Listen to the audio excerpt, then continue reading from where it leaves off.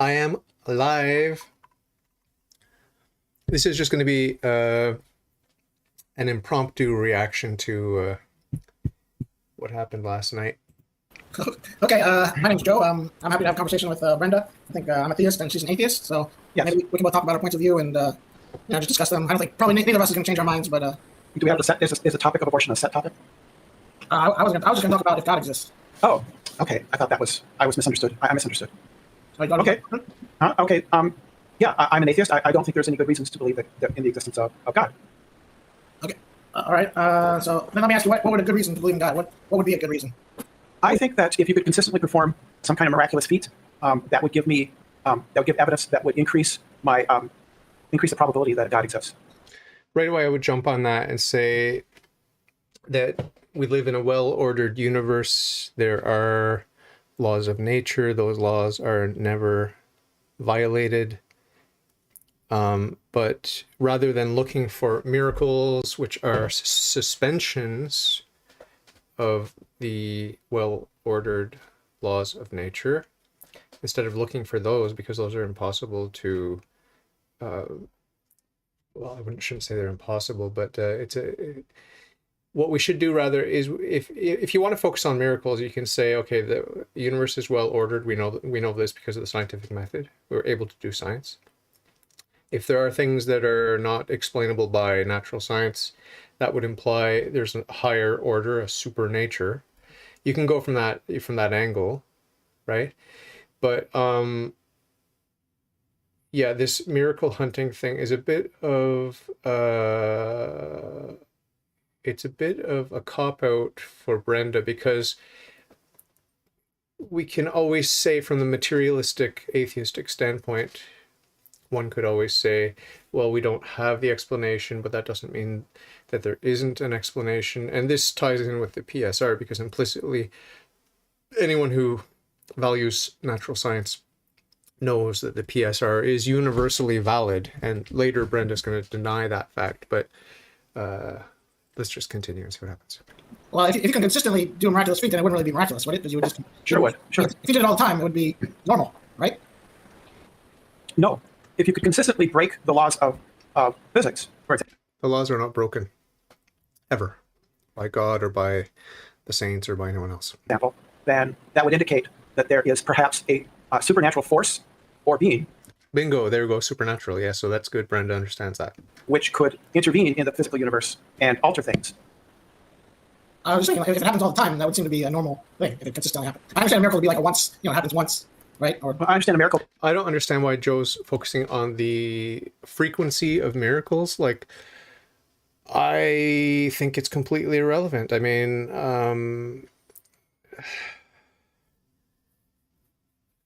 the supernatural is very, very, very, very common. When I use my free will, when I use my mind, when I use my reason, that's a supernatural intervention. It is.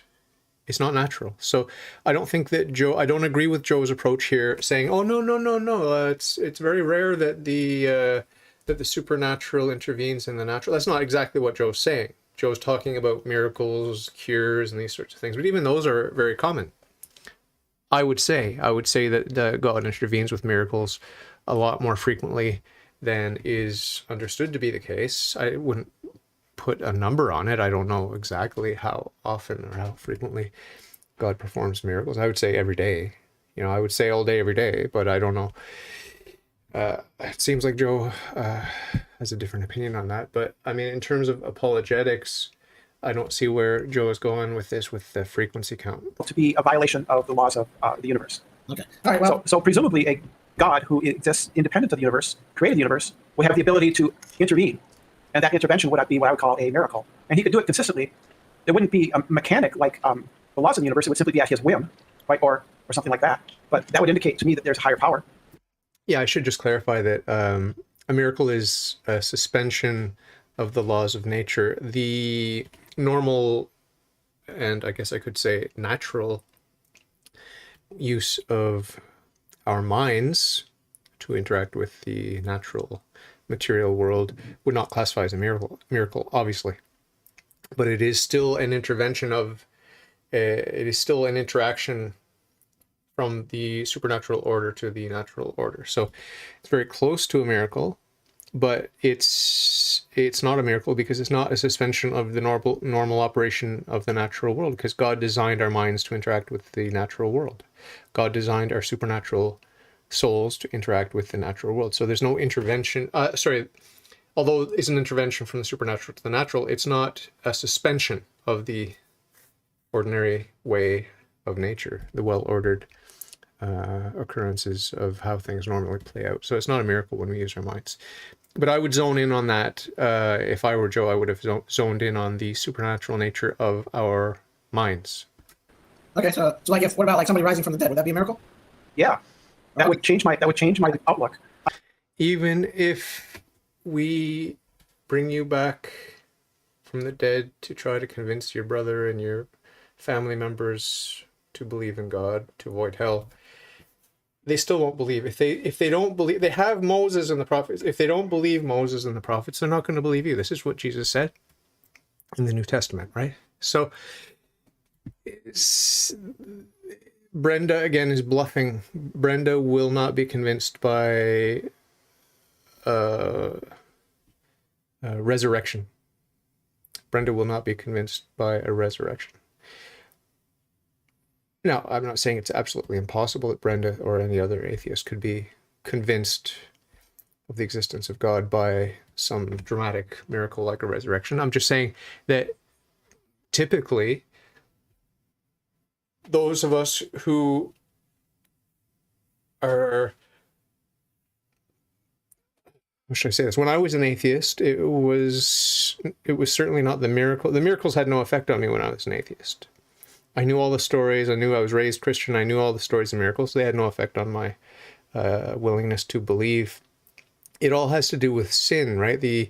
It's about coming to a point where you say, "Uncle, I'm not going to pursue my will anymore. I'm going to pursue the will of God." That's what conversion is all about. It's not about, "Hey, look at this exciting miracle." No.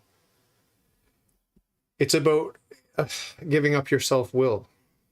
But so if I were to talk to someone, an atheist or non-believer, about the existence of God, and they brought up miracles, I would just talk about the will to believe and the lack of will that characterizes atheism. And I could speak from firsthand experience because I was an atheist for 25 years, and I know full well that it was all about the will, right? It has nothing to do with the miracles that are described in the Bible. I would then have to reevaluate everything I know. Either the world doesn't work the way I thought it does, or there's a being that can step in and intervene in the mechanics of the world. Again, you could just point to aliens. You could point to any sort of higher, natural, but higher level. This is typically what atheists have recourse to. That's why we have multiverse theories. Okay, that's good. That's good. I remember I listened to an episode of Talk Heathen, and J. Mike said, "You know, who J. Mike is." Yes. One of the hosts, he said, "Well, even if Jesus rose from the dead, it's more likely that it's aliens." And so it's like, I would say that the probability would be, but if you or somebody else could consistently say pray to God and have that happen, that would indicate that it's not aliens. It might be that God. It seems to me. okay, that's reasonable. So I'll just tell you, I wasn't always a believer. I didn't believe a lot of my life. But some things happened in my life, and I also started studying the arguments, and I kind of changed my mind on everything. So What was it that happened in your life? Was it a young Catholic girl that happened in your life? I don't know. It's just some personal experiences. So. Oh, okay. But that's the Doug at Pine Creek thesis, is that young Catholic girls have converted more non-believers than any argument ever has. Well, yeah, it's not so much that I'm religious. It's just I just came to believe that that God actually exists. So it's not so much. I'm not part of any real religion, so it's not that I'm. So you're not a Christian? I mean, you can label me that, but I'm a believer. But I'm not. You're a deist. Are you a deist? Does your deity intervene in the universe? I believe Christianity is true. How's that? So. Well, this is the strange thing about Joe. many strange things about Joe. I love you, Joe, but there are many strange things about you. If you believe that Christianity is true, then that's kind of a big deal, right? You are, at that point, you are a Christian. Either you're a Christian or, I mean, if you're not a Christian, you're bound for hell. Because if you know that it's true, but you're not living the Christian life, you're not pursuing the Christian faith and striving for virtue and trying to actively find the church so you can get into the church, so you can be part of the mystical body of Christ, because that's what the church is. If you're not doing that, if you just believe it's true, but you're not doing that, then you are in grave danger. You need to wake up and start actively pursuing your Christianity, because if you believe it's true, you're in grave danger, right?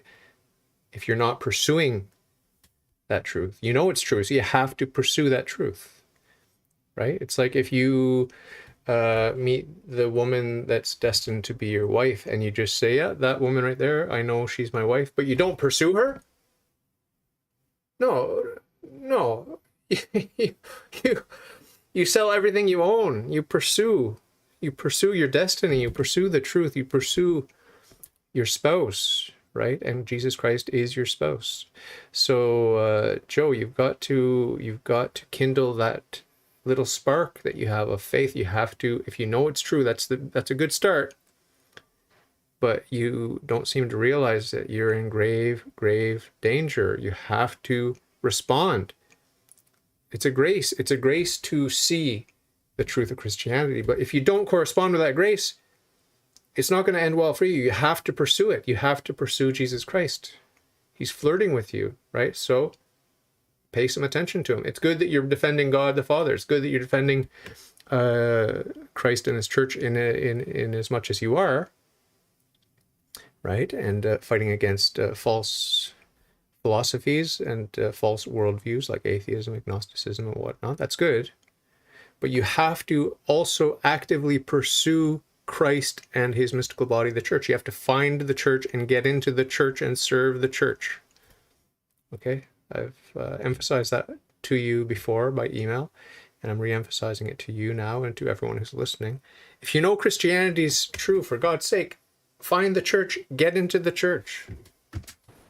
Sounds like you're a Christian, then. Is it all right if we go through some of the arguments, or Okay. if you want to ask me any questions or whatever? Well, I am kind of curious. I believe that there are no good reasons to believe in a deity, so I call myself an atheist. If you want to push, maybe an atheist agnostic. But I have a positive belief that there's no good reason to believe in a deity. And so far, I understand that you are a nominal Christian. Is that how you put it? Yeah, I guess you could put it that way. Why Christianity rather than Islam or Judaism? Judaism is really cool. You know, you get to go to the central bank and make a withdrawal when you convert to Judaism. I was actually born. I can hear David because he knows my sense of humor. I'm born Jewish, actually, so I come from a Jewish family. You get all that gold, man. Okay. Well, I'm sorry, I was being flippant, but why not Islam or Hinduism? With Hinduism, you've got like about several thousand gods to choose from. Oh, but I don't believe that's true. So I believe in the evidence of the resurrection. So. Oh. Oh, poor Joe. He didn't take those Jewish jokes too well. It seemed like I thought Brenda was being cute and playful there. I would have laughed along at least, even if even if you're not feeling that it's the most hilarious joke. Acknowledge the attempt, the humanity, and the attempt to connect on that level. I think that would have been a better move by Joe. But Joe was a little bit awkward during this exchange so far. Isn't that what it all comes down to? So.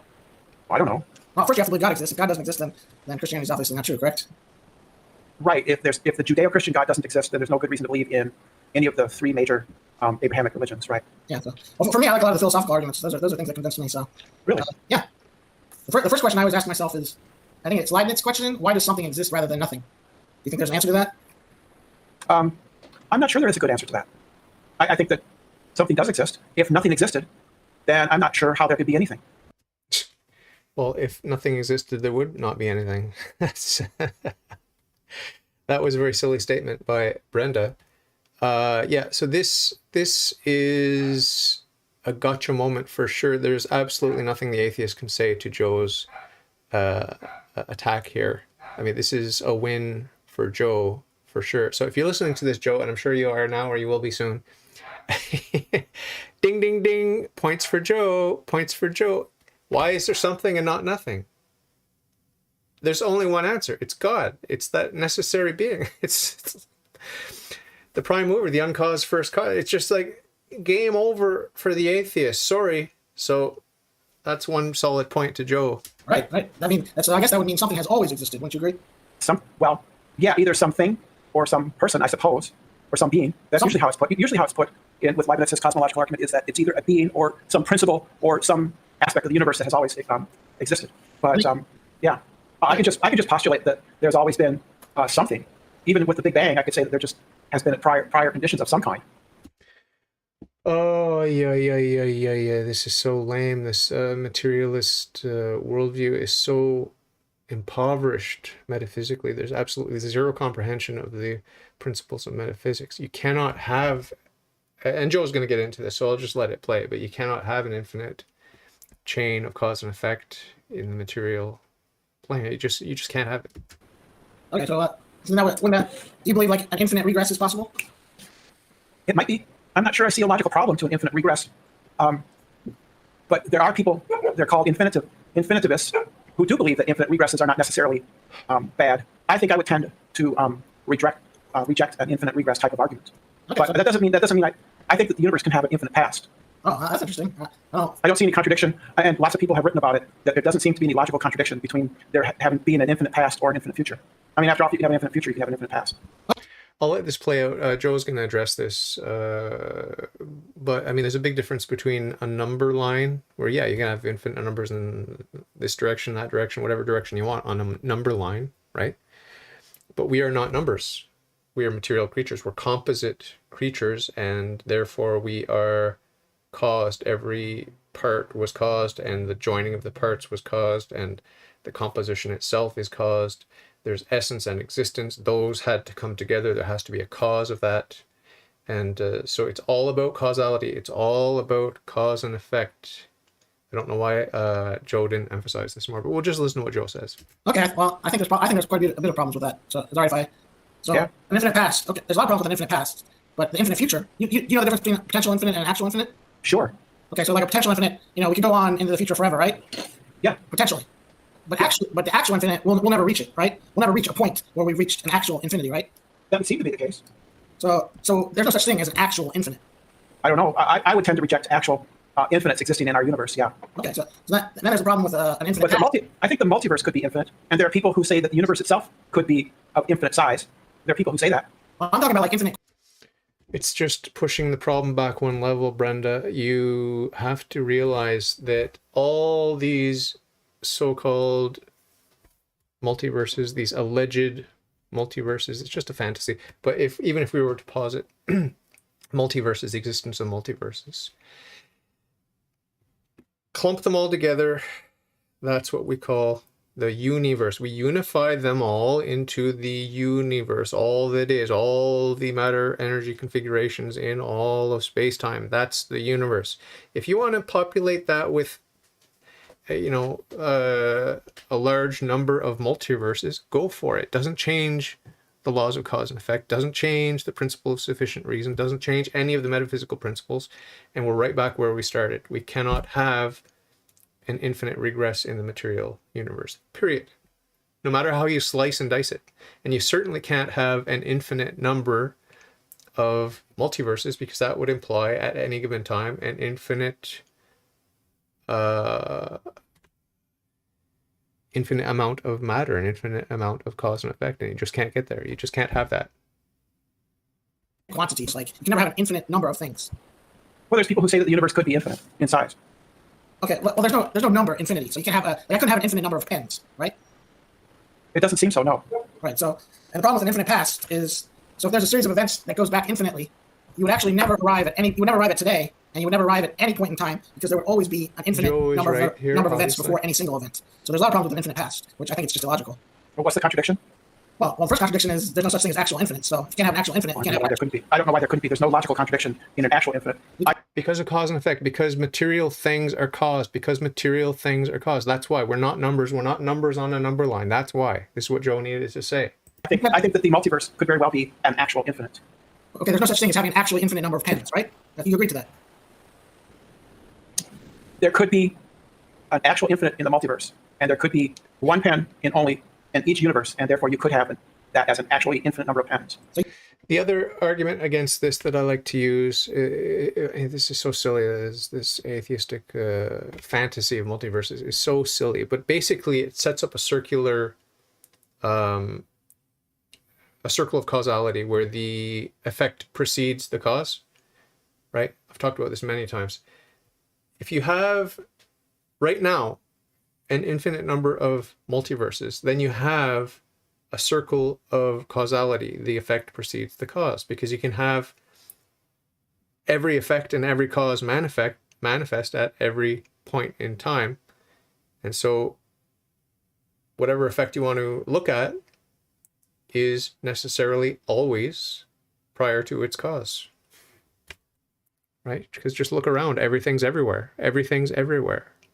So the effect, and everything is everywhere at every point in time. If you have this stupid multiverse model. So the effect always precedes the cause. Therefore, there are not infinite multiverses. Period. So it's easy to debunk it using logic and using the principle of causality. So you can't have an infinite number of events? It could be. I don't see how it would work in this universe.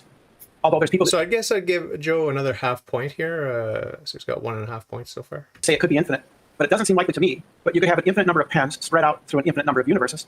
So you can have an infinite number of things. Sure. Well, There's no contradiction. To reach an infinite number, wouldn't you have to reach the number that precedes that number? Brenda's contradicting himself because he's saying, at first he said, I don't see how there could be an actual infinite number of things or an actual infinite regress, but he's trying to use multiverses to hand wave it away. It's like a special case, special pleading. It's like, yeah, it can't happen in this universe, but we got so many other universes to choose from, and all bets are off, and the rules don't apply, and we don't even know what the laws of physics are there. It's a bunch of poppycock. He's not saying this, but it's just poppycock. It's complete nonsense. We live in a well-ordered universe, and there's no good reason to posit a magic fairyland where the laws of nature don't apply, and it's not well-ordered, and there's no good reason to posit it, and there's every good reason to reject it. Because without consistent laws of nature, everything falls apart. You can't have it in pockets. You can't have logic just apply to this little pocket here, that pocket here. You can't have this pocket well ordered, that pocket's not well ordered. We know that everything in the universe, including if there are any multiverses, and I don't believe there are, including the multiverses, whatever's in the universe, it's all well ordered, and none of the laws of nature are ever violated, ever. Are they suspended by a higher law? Yes. But there's no violation of the laws. We'll continue here. Infinity is easily dealt with in modern mathematics today all the time. Right? It is a concept, but there are infinite sets, and mathematicians deal with infinite sets all the time. I know, but we can't. We are not numbers. We are not numbers on a number line, Brenda. We are material creatures subject to cause and effect. Have an actually infinite number of anything. I don't know why not. I'm not seeing the contradiction. There's no logical. Set theory deals with infinite sets, and set theory deals with infinite sets. We are not sets. We are physical, material beings with an immaterial, eternal soul. There's no logical contradiction in an infinite set. So I think you could have an infinite number of pens in an infinite number of universes. I think that would constitute, the set of pens, and it would be infinite. No. Okay, I think we'll just disagree. I don't think infinity it's not a number, it's not a quantity. It's an unreachable quantity, so you can have an infinite number of universes, and you can have an infinite number of pens, because infinity... So you're just rejecting it a priori. I don't see a justification for that, because mathematicians deal with infinite sets all the time. It's set theory. Is it a number or not?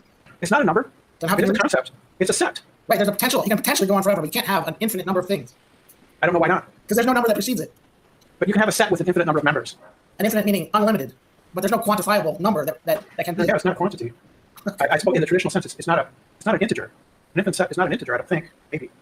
It's a different type of thing. It's a mathematical object, and it's perfectly valid to talk about infinite sets. And like I said, you could have, say, in this universe, there's only one pen.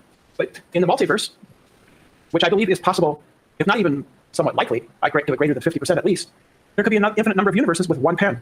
Where did you that could exist. Okay, if you say so, but you said it's more likely, it's 50% likely that we have multiple... Well, I'm no expert. I'm no expert on this. I just take what the people who seem to know what they're talking about have to say at their face value, and the physicists that I read about tell me that the multiverse is highly likely to be true. So they believe that there are multiple universes in addition to ours. Right? Our universe, our cosmos. Do they say cosmos for the multiverse? I forget which. Our universe is just one among a multitude, which I believe could be infinite. And our universe could be infinite in size. And that's just what the theoreticians in physics tell me, and I'm not an expert enough to dispute what they have to say. So I just take them at their word. Oh, I guess I've heard different, because I remember watching a video with Lawrence Krauss, and he was, I think he believes in the possibility of a multiverse, and he was on a panel with a bunch of physicists, and the other physicist said there's no evidence at all of a multiverse. So that's right. There's no evidence of a multiverse, but they still think that it's a possibility. It's my understanding. Okay, that's fine. Yeah, there's no evidence of a multiverse. I don't know how you would get evidence for that. I don't know how that would work. Fantasy. But according to our best empirical theories about our universe, my understanding is that a multiverse is a distinct possibility. Okay, that would need an explanation too, wouldn't it? If there's a multiverse. Yeah, I suppose we would like to have one. Yes. You believe in the principle of sufficient reason? Yeah, I'm not sure I do. Oh, that everything needs an explanation? Yeah, I think some things might not have an explanation. Oh, that's baloney. I think that. I think that. So I think that principle of sufficient reason is that everything has either an explanation in something else, in an external cause, or necessity of its own nature. Right. So, and you think there's there could be an underlying substance or principle to our universe that simply has always existed. That would make it necessary, right? I don't know if it makes it necessary. It could just have always existed. I don't know what that would mean to say it's necessary. Necessary means it cannot not exist. Yeah, I'm not sure that having always existed is the same as cannot not exist. I'm not sure those are the same. Yeah, I think those are different. Okay, you think they're the same? I'm not sure about that. I think you're right. They're not the same. Oh, okay. I think necessary would be like maybe if it existed in all possible worlds, like 2 + 2 always equal 4 in every single possible world. Possibly. Yeah, I'm not an expert. You know way more philosophy than me, so. I don't know a great deal. There's lots of people who know a lot more than I do. Yeah. All right. Are there any arguments that you like? So that's another. I think that's another point for Joe there. So up to 2.5, because the the PSR. I mean, you can't argue against it. I mean, to throw out the PSR or even to cast doubt on the PSR is so ridiculous. It is so embarrassing for the atheist, because there goes science. But we have science. We do science. We know the PSR is real and it's universally valid. We know that. We know that. We can't pretend like it's not the case. It is the case, and we know it. We know it's the case. So 2.5 points for Joe, 0 points for Brenda. Like talk about with I don't know. That you find yeah, it seems to me that I don't know how a mind can exist without a body. Would that be an argument from ignorance? It would be an empirical argument, and it would be simply an inductive inference that it doesn't. It seems to me that minds are always the consequence of brain activity. That involves a lot of bad assumptions, right? Like, why would you assume that the higher is dependent on the lower? That makes absolutely no sense. Like I said in the live chat, I don't know if you could read it, but it is true. When I pedal my bicycle, there's a certain amount of momentum that I impart to the moving parts of this machine. I'm a higher being than the bicycle, but I'm imparting some of my energy into momentum into these dead metal parts, these mechanical parts, the pedals, the wheels, the gears of this machine, which we call a bicycle. Okay, I'm imparting energy to that system, and guess what? There's some momentum there, because we live in a well-ordered universe. And yes, if I stop pedaling, the pedals can move my feet. It's true. It can move my legs a little bit. That's true. But to conclude, oh, the pedals of the bicycle move the human's legs. No, I'm sorry. Yes, it is true. Technically, you're right. The pedals can move the human's legs, but that's a secondary or a tertiary effect. The primary salient point here is that a human being is a higher nature than the nature of the bicycle. And it's the human being in his will who is choosing to impart energy to this lower being, this machine, this bicycle. And it just so happens there's some momentum, and that can come back and affect the body of this human being. And that can in turn affect the will, can have some feedback on the will of the human. Oh, I don't like the feeling of on my legs of this rotating bicycle putting pressure on my legs, so I'm going to kick my legs out to the side and just coast down the hill instead of having that momentum of the wheels force my legs to respond by moving a little bit, right? So your will could be moved by a dumb, lifeless machine. I don't like the way it feels when I'm coasting downhill and the wheels are turning because of that momentum that I've imparted to it. So I'm going to kick my legs out. I'm going to wail down the mountain like that. So I've made a decision based on the feedback from this dumb machine. But to conclude that the machine is in control and I'm just reacting to the machine all the time is to completely miss the point of that whole scenario. We have a sentient, rational being with free will who is, for all intents and purposes, 100% in control and dominating that dumb, lifeless bicycle. Doesn't mean the bicycle isn't interacting to some imparting action and energy in some passive way on the human too. I'm not denying that, but let's keep the horse before the cart here. Right? And I have a hard time understanding how a mind could exist without a brain to give rise to mental activity. There's a lot of people who are substance dualists, right? Like, I don't know if you've heard David Chalmers, who's like an expert brain scientist. I don't know much about him. I'm really sorry. I doubt he's a substance dualist. Isn't he a property dualist? He might be right, but maybe the property. I'm not sure. I think substance dualism is really hard to justify. I really don't see how you can justify a substance dualist. What do you think? This is something I thought about. I watched Josh Rasmussen, and he was talking about what thoughts were. And What thoughts are? Yeah, what are they? That's the activity of neurons in your brain. It's the firing of neurons. What are they made of? Neurons. Your thoughts are made of neurons? The thoughts are what you have when your neurons are firing. Like, can you put like Yeah, we can be pretty sure of this because when your neurons don't fire, people tend to be dead. It seems to me thoughts are immaterial entities. How did you figure that? Because my thoughts can't be part of my brain. Why not? Because they're not physical. They're not physical things. So you're just begging the question. Well, they're not. Well, if I think a thought, how much does a dog weigh? And I think that thought, and I think, well, where is that thought? What does that thought look like? It would look like your neurons firing. Then aren't you begging the question? How do you know that? No, it just seems to me that that's what it would be because when we turn off those neurons, you don't have thoughts anymore. So you think your thoughts are made of matter? Well, they're the consequence of your neurons' activity, right? So when your neurons are not active, right, then you don't have thoughts. Well, what do you think they're made of? They're not made out of anything. They are the consequence of brain activity.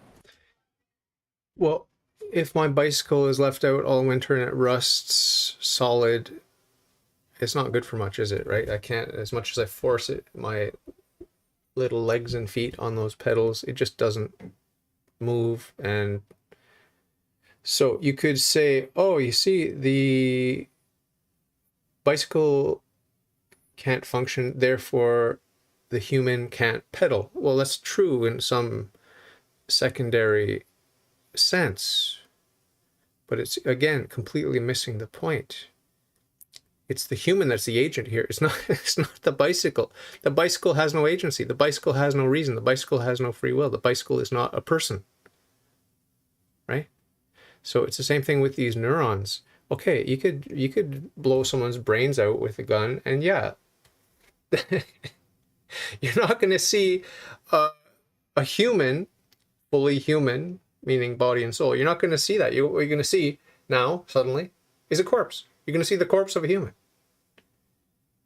And you're not going to see the immaterial, invisible, eternal soul of the human being because it's invisible. We can't see it. You know, by the light of grace, in the order of grace, by some special privilege, we might be able to see a human soul. It's not beyond God's power to grant us that. But that's extremely rare. So yeah, you'll see a corpse, just like you can see you can see me struggling on my rusted bicycle and say, oh, you see, he can't bike without his bike. Well, yeah, well, we're body and soul. And if you interfere with the body, then the human person who is body and soul is obviously got some challenges, got some limitations, right? Like look at blind people, deaf people, people who are in wheelchairs, people who have all kinds of impediments, but their soul is still a human soul, and they still have free will and reason, unless that's also impaired. I mean, that could be impaired. There are many ways of impairing people, their reason, their free will. They have different levels already, God-given levels of free will and reason. Not everyone's gifted with the same free will. Not everyone's gifted with the same amount of reason. And this brings me to the whole question of the nature of the soul. Is it simple or is it not simple? Is it immutable or not? That I've never really stumbled upon the answer to that in all my years of reading Catholic literature and catechisms, councils, the saints. In all my reading, I've never really stumbled upon that. So I'll have to look into that. It's a very interesting question. If our souls are complex and mutable, that doesn't sound like a soul anymore to me. It doesn't sound like a soul. I'm leaning towards immutable and simple. Now, is God in a special category where he is the only one who's absolutely simple and our human souls are relatively simple? Is there an absolute immutability in God that our souls participate in a limited way? I don't know. There are many questions that I would love to explore on that. The question of the not the immateriality, that's a given, but on the immutability of the soul and the simplicity of the soul. That's very interesting to me and very mind-boggling one way or the other. It's going to be mind-boggling whichever way those questions get answered. Okay, so they're not made of anything. So they must be immaterial if they're not made of anything. No, I don't think so. So this computer right now is very active, right? And when I turn it off, it will no longer be active. But that doesn't mean that the software is immaterial. It's not immaterial. The software actually exists on the hard drive. It's simply being the consequence of what I can see right here in front of me and the operation of the computer. All of that is. I woke up, Alexa, computer, stop. I'm gonna have to think of another word because that's my wake word for Alexa. So just stop laughing, David. I changed the wake word to the C word. No, I can't use it. No, computer. There it goes. Computer stop. Oh, the joys of technology. So, the software is not immaterial, right? Okay. It's simply, and these events that are happening on my screen are not immaterial. They really exist, and they're the consequence of my PC and its operation. And so my thinking, your my computer experiences, doesn't have a soul, by the way, and all my beliefs and sensations are the consequence of my brain when it is working properly, or even improperly. Then I get bad experiences. The hardware-software analogy is a good analogy, but it has, as all analogies have, it has its limits, and it's beyond obvious that software is material and it's not spiritual, right? Our computer, no one's ever claimed that our computer is run on spiritual software. No one's ever made that claim, because it's just beyond obvious that our hardware and our software is material, right? It's grounded in this material world. There's no soul of the computer. Well, I mean, there may be a soul in that Aristotelian sense, but not a rational, free soul, and not even a soul, a living soul, right? There's a soul in the Aristotelian sense where every material object has a soul. That principle of that tension that gives the form. Okay, I think we can just disagree. I think thoughts are immaterial things, but Yeah, how come? because I just think they're not. I think it's pretty almost self-evident that they're immaterial entities. Is it self-evident? Now this seems pretty weak. What Joe is coming up with here now. I think it's self-evident that thoughts are immaterial. Is it self-evident that thoughts are immaterial? Self-evident.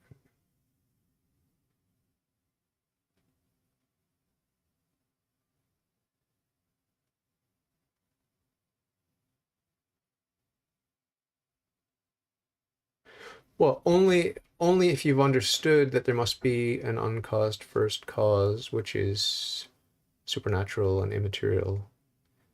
So if you're a monotheist, or if you're a hard solipsist, then yeah, I think then you could say it's self-evident, because there is no alternative. It can't be material, because the material is here today, gone tomorrow, in constant flux, and completely dependent on all of the circumstances, which are themselves ever changing.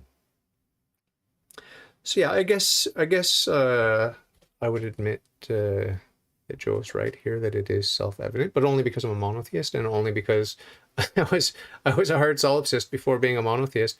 So I mean, it's self-evident to us, but is it self-evident to the atheist, the typical naive realist atheist, and I believe Brenda's a naive realist atheist, which is just the shoulder shrug, like, hey, it seems like we have a world here, seems like there's a, you know, big old world out there, and it seems like there are other beings, other minds, other people, other persons. That's how it seems, right? So it's this prima facie argument that it seems to be real, so I'm gonna go with that. Rather than inventing some fantasy religion, creation myth, or some god or whatever, I'm just going to go with what seems to be the case. That's the typical atheist of our day, and the typical atheist, I think, of all time, is that naive realist shrugging of the shoulders. Oh, well, it seems to be real. Let's just roll with it. That's what David Hume said.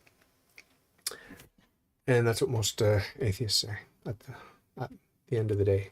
They exist. They're not physical. Doesn't seem self-evident to me at all. It seems to me pretty evident, right? If I drink alcohol, it changes my thoughts because it's changed my brain, right? If I take LSD, I've never done that because I'd be terrified of doing that. If I take a psychoactive drug, it changes my experiences because it changes how my brain works. How does alcohol affect an immaterial substance? Well, I can't answer every question. I just think the mind is. I think your thoughts are immaterial. Come on, Joe. You're losing points here because you got to say we are I'm a human person, you are a human person, and the human nature is body and soul.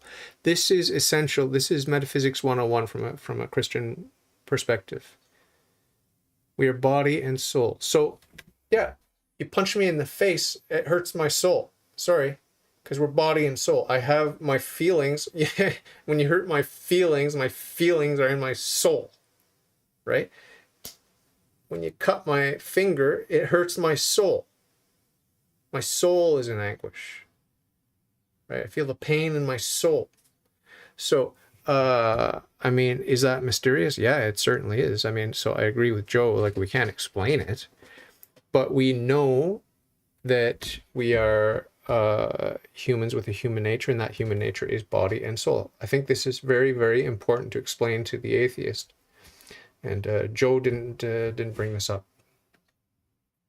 Real entities. That's just my opinion. But we go to something else if you want. Well, no, I kind of want to pursue this because this was Elizabeth of Bohemia's objection to Descartes, which was she didn't see how material objects could affect immaterial world, or the immaterial could affect the material, right? Unless you're saying there's some sort of causal connection between the material and the immaterial. Do you think that there is? I'm not like a brain expert or anything. Why can't immaterial things affect the material world? Because they're causally isolated from each other. Because otherwise, because we think that the physical world is causally closed. There's no outside. It would violate a number of conservation laws, right? So much for rejecting the PSR. If you're gonna cast doubt on the PSR, but say, oh, they're conservation laws. You can't have both. Choose one. Choose. Are there conservation laws? Yeah. Okay, then you have the PSR. Are you gonna throw out the PSR? Okay, you're throwing out your conservation laws too, right? Be consistent. So where in the brain does the soul connect to the body? These are questions I can't answer. I'm not. The soul is the form of the entire body. This is a Catholic dogma. The soul of the human is the form of the human body. Okay, right down to the little pinky fingernail. The soul is the form of the entire body. Okay, is that well understood? Is that intuitive? Do we know? Do I claim to understand how and what that means? No. But it's a Catholic dogma that the soul and the body are united intimately, so intimately that the person is that union of body and soul, and the soul is the form of the body. Not every answer to everything. Then it seems to me that it's not terribly self-evident. If you're just hypothesizing something for which you can't have any kind of explanation or any kind of mechanism. I can offer a mechanism, which is.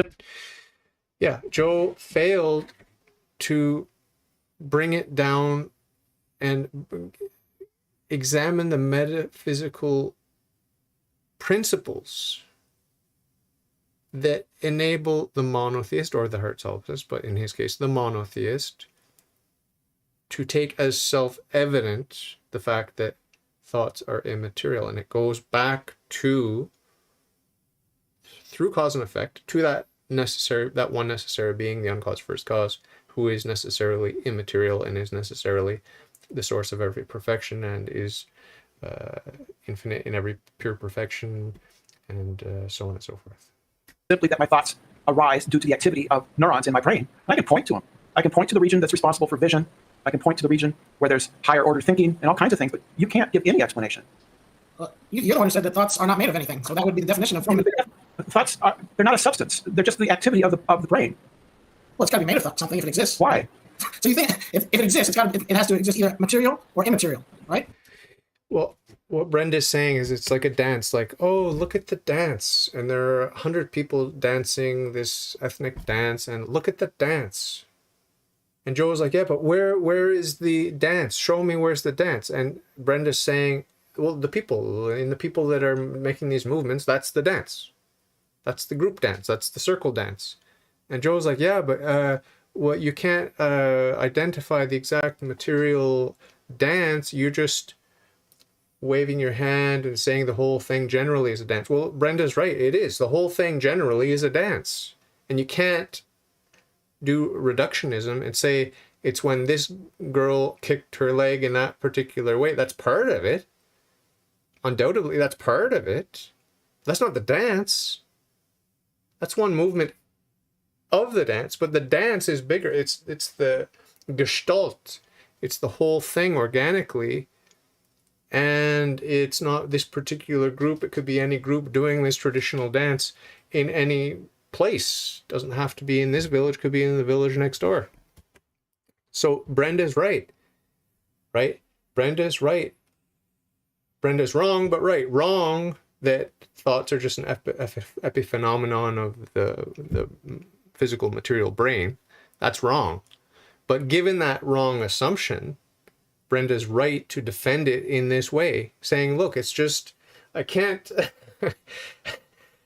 do a one-to-one correlation because a thought is a complex thing of a coordinated dance of all these neurons, and it can happen in your brain, my brain, whatever. So it's not specific to this neuron or this set of neurons or this time or this place. It's like that dance on the mountaintop by this one tribe. That's the dance, but it's also the dance when the next village over is doing it with their people, right? They're not the same age, they're not wearing the same clothes. I mean, they may have this similar pattern, same colors, but they're not the same identical objects, right?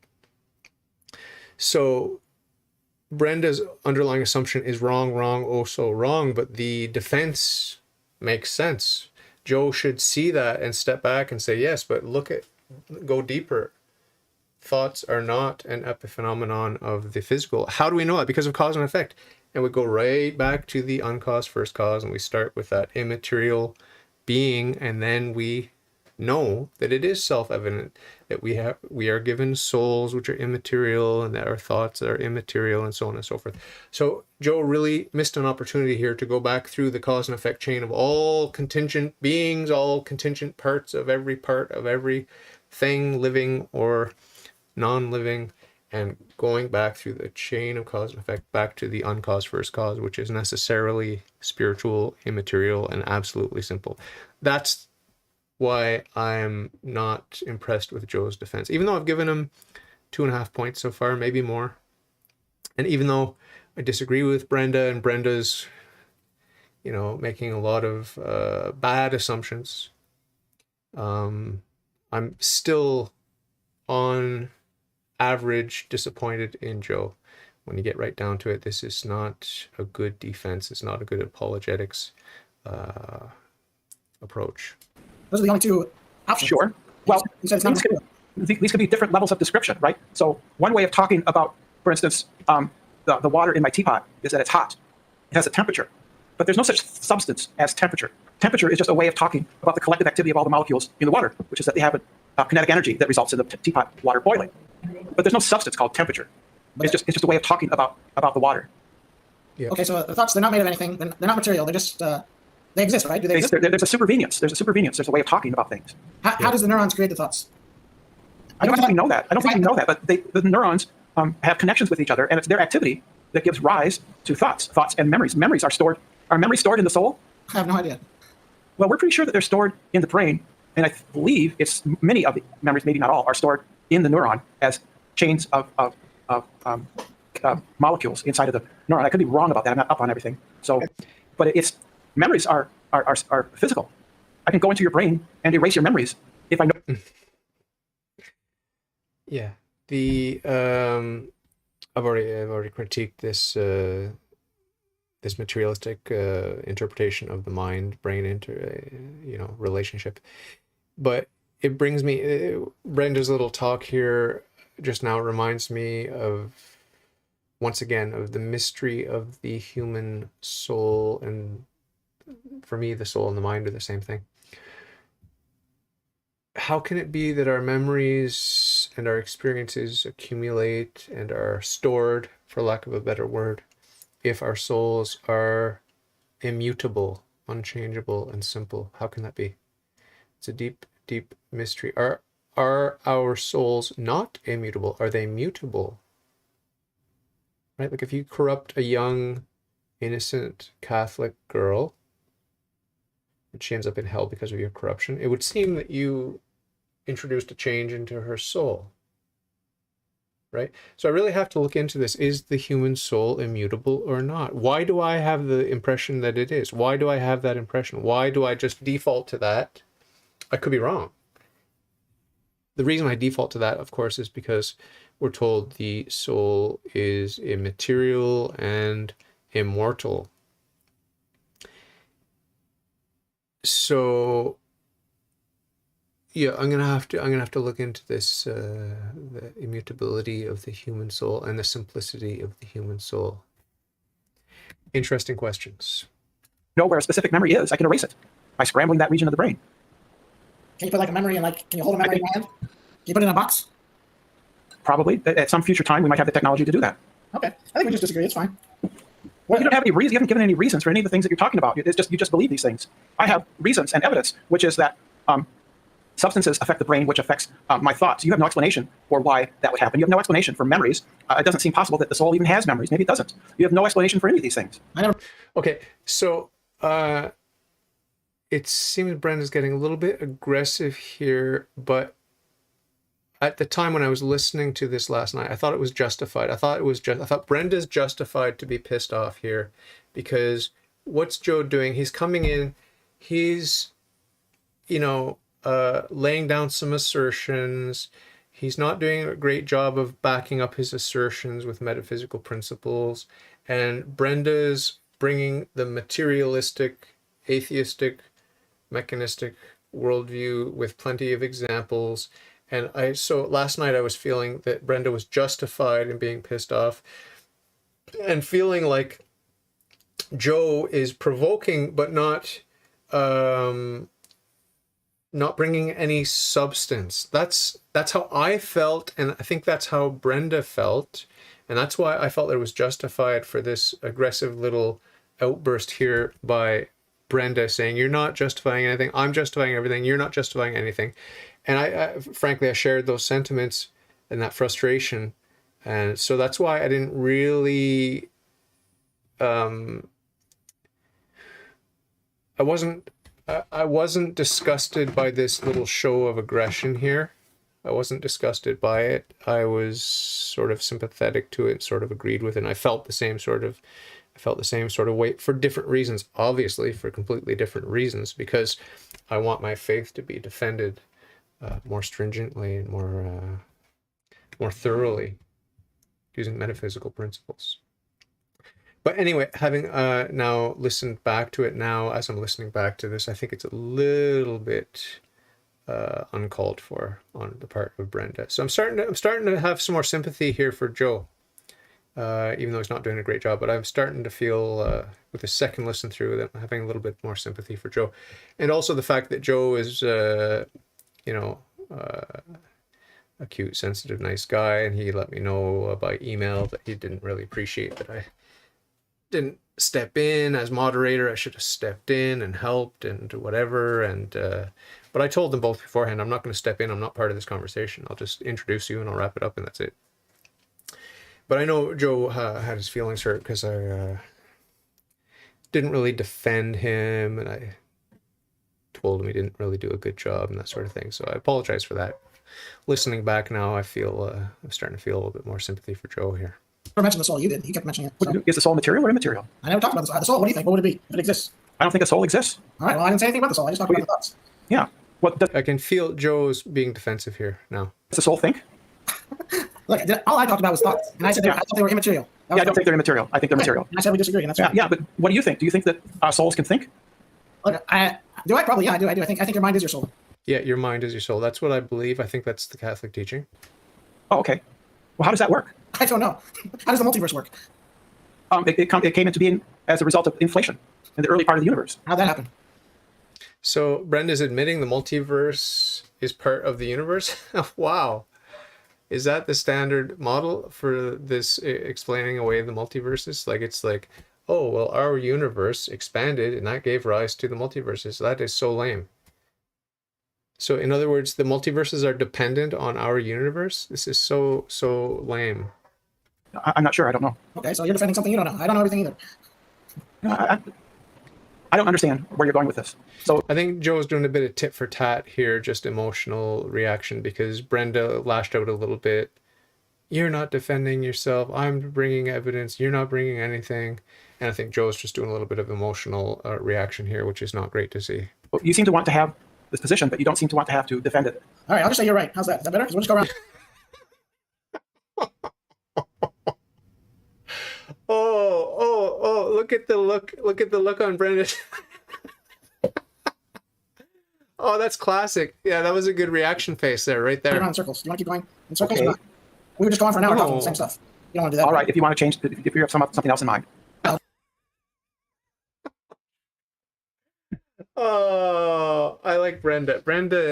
Brenda's cool. That was a cool reaction right there. Don't you think that's a better idea than just keep going around and Sure, around? go ahead. Sure. What are your thoughts on morality? You think, like, I think, some atheists think it's objective, subjective. Like, I think it's easier to put it like, are there just moral facts or moral opinions?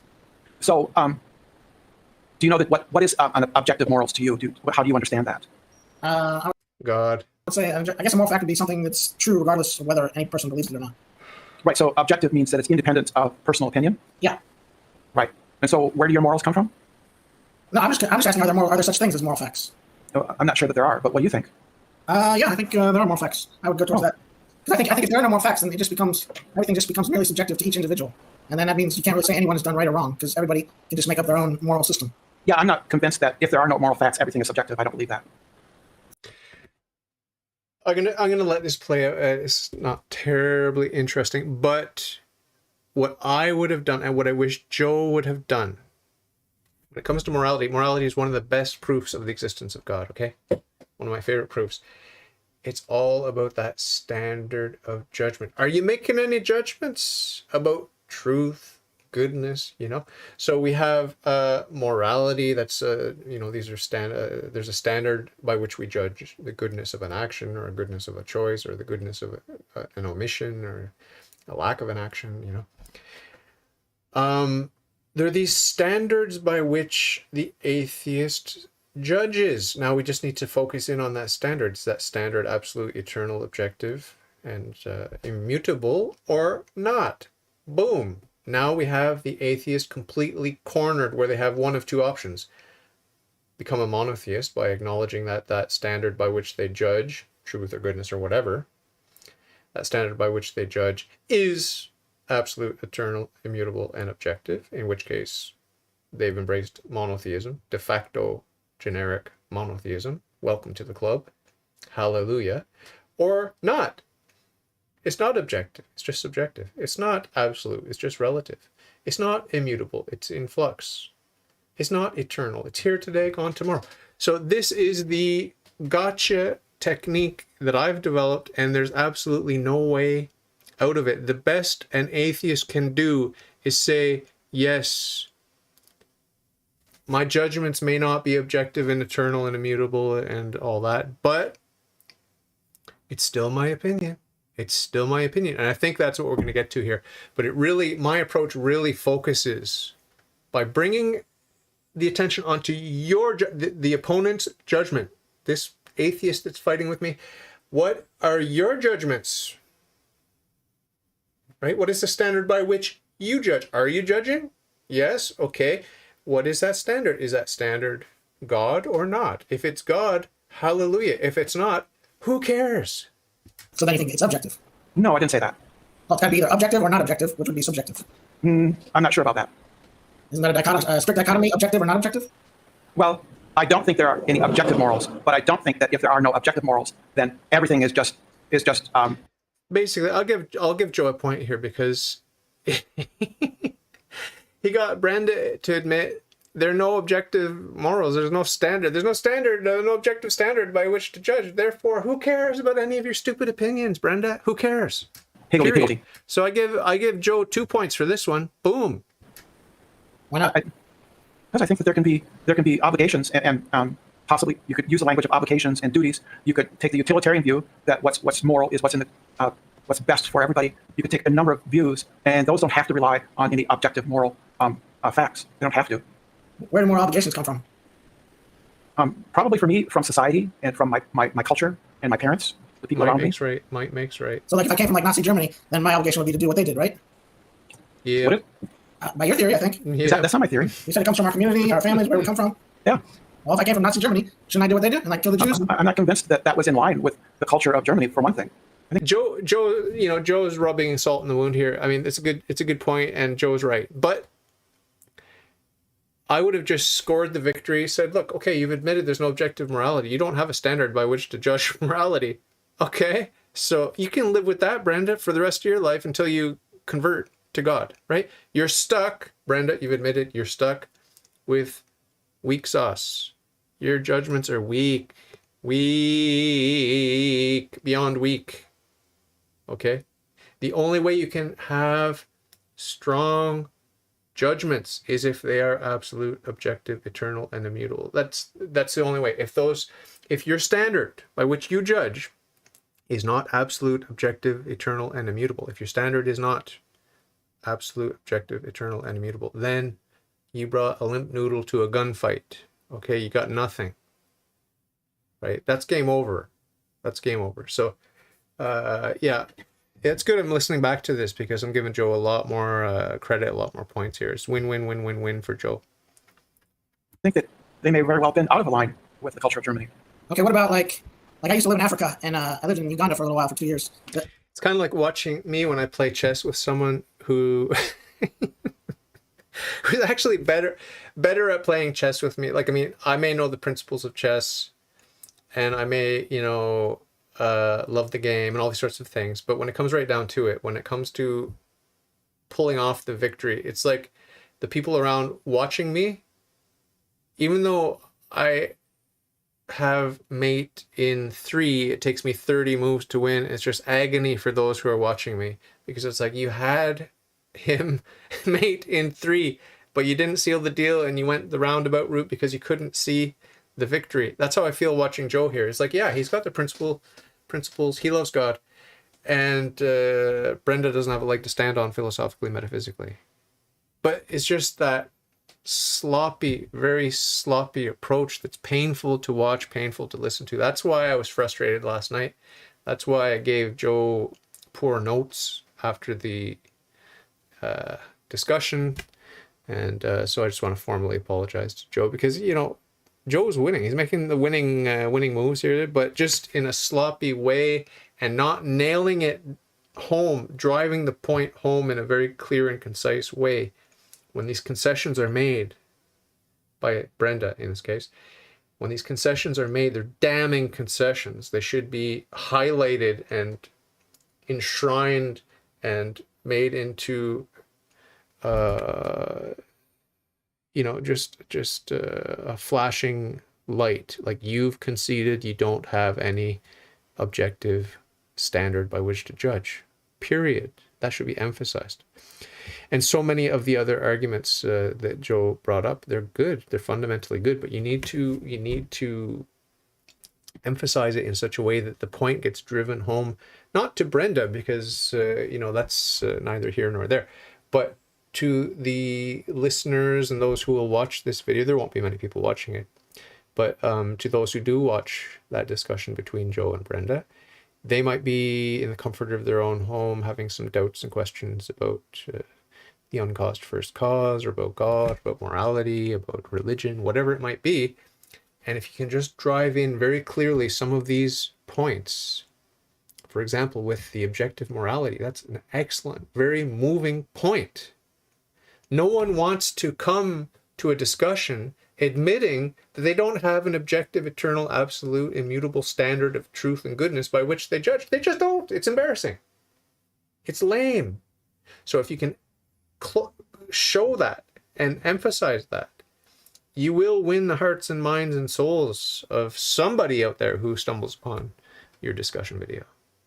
It's illegal to be gay. I mean, they kill gays. That's part of the culture. Is that wrong, objectively? Yeah, I think it's wrong. Objectively wrong, or it's opinion? No, I don't think it's objectively wrong. Okay, so they have their... But I can not like things, and I can think that that is not a... That's all you've got as an atheist. Well, I don't like it, and you can't stop me. You can't change the fact. It's a fact that I don't like it. Well, yeah, that's lame. Good law for people to have, right? It doesn't... It's just might makes right. Well, I don't like it, and all my friends don't like it, and we're going to get together, and we're going to change the rules here in our little local community, in our country, and whatever.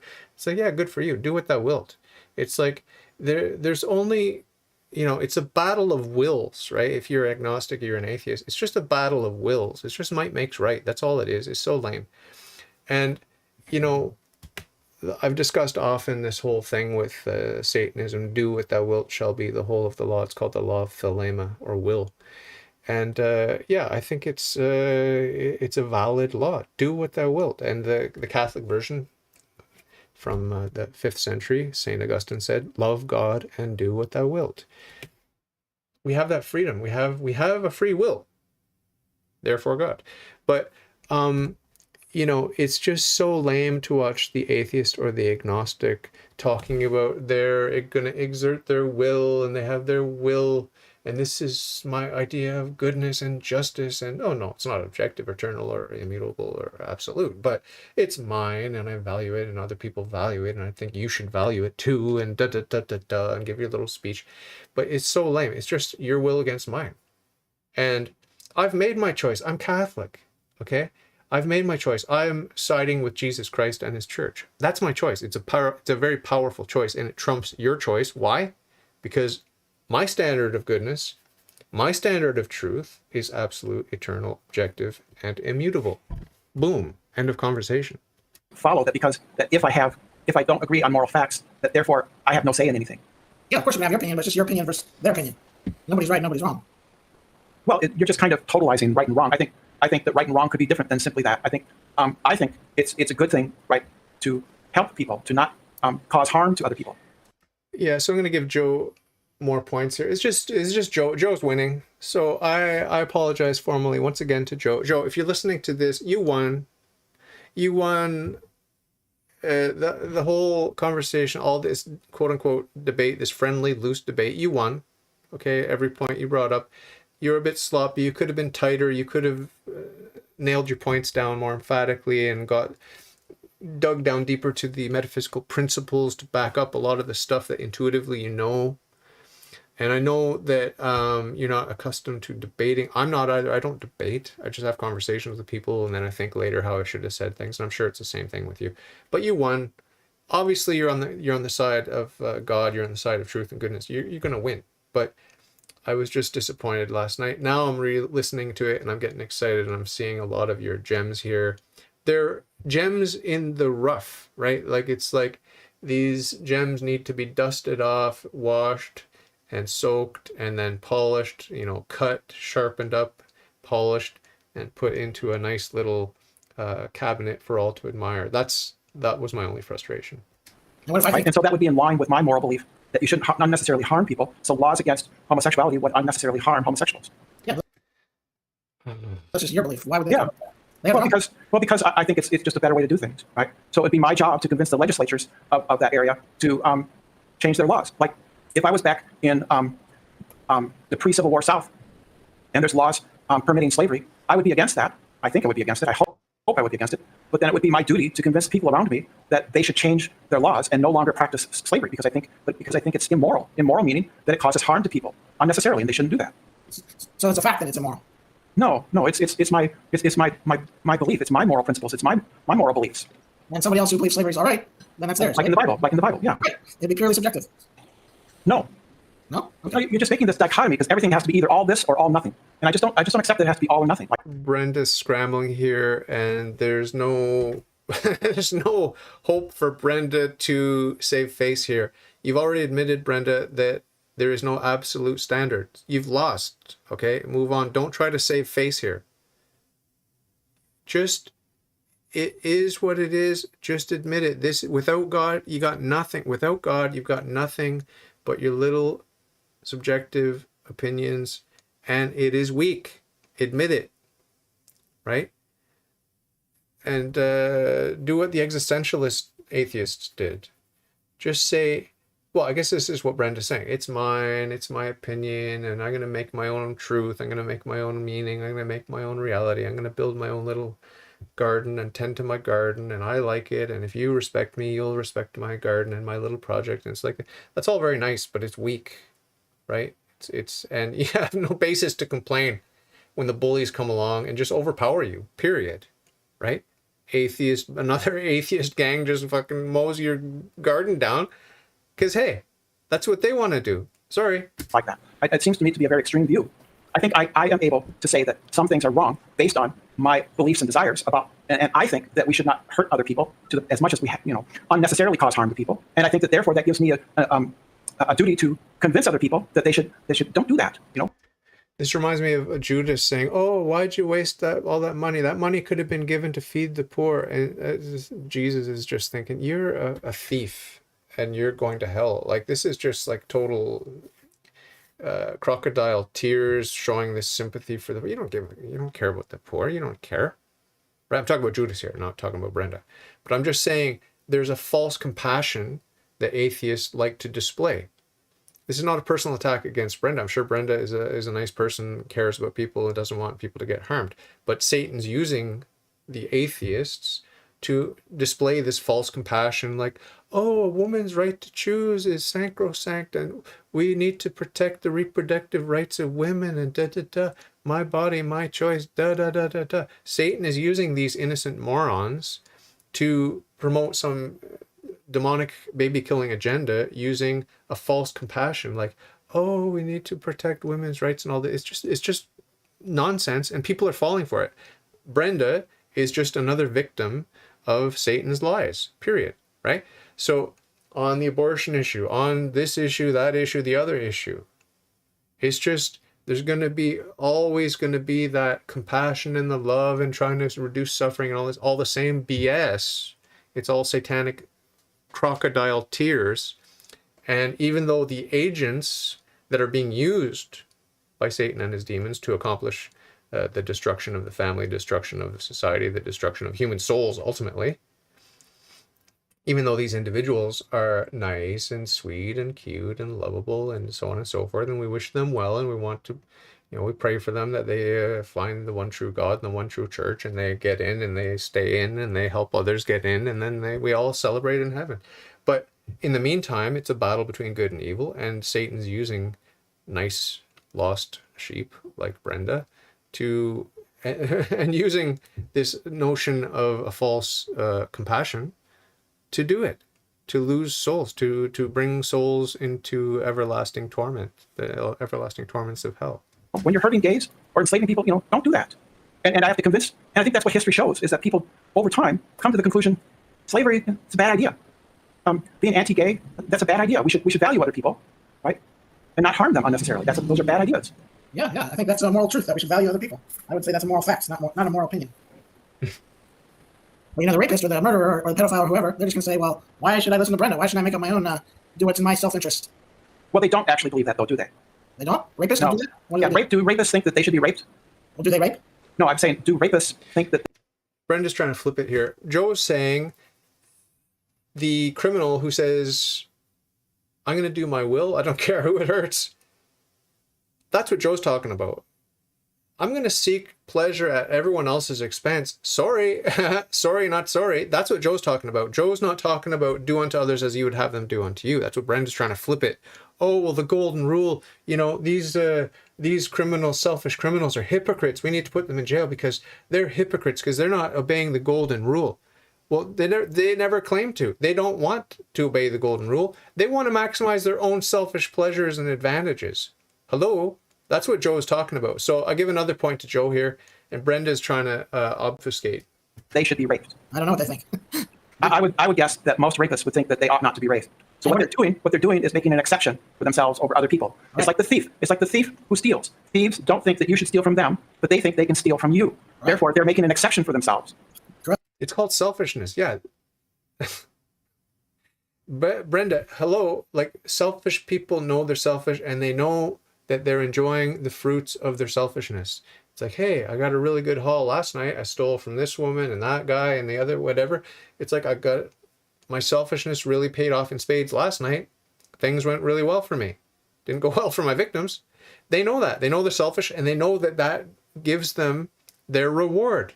And as Jesus said, enjoy your reward, because you've had your reward and you're not going to have a reward in heaven. So it's a choice people make with their free will and their reason. They make a short-term advantage trump the long-term outcome. And that is, oh, so foolish. Oh, so foolish.